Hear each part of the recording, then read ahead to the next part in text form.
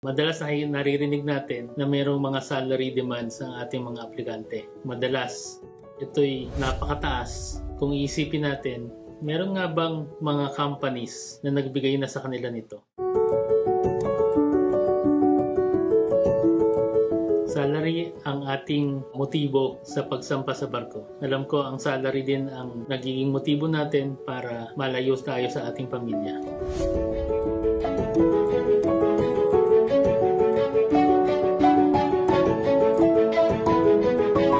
Madalas ay naririnig natin na mayroong mga salary demands ang ating mga aplikante. Madalas, ito'y napakataas. Kung iisipin natin, meron nga bang mga companies na nagbigay na sa kanila nito, ang demands na to? Kasi kung naibigay na sa kanila ito, ba't pa sila lilipat? Sa paghingi natin ng pataas na sweldo ay nagiging mahal na tayo at tayo ay nagiging hindi na competitive or attractive sa ating mga employers. Kami, of course, gusto namin na makita na sumasweldo ng maayos ang ating mga kasama sa profesyon at ang ating mga seafarers. Pero sana isipin natin, let's be practical and let's be reasonable kung ano ang ating hinihingi.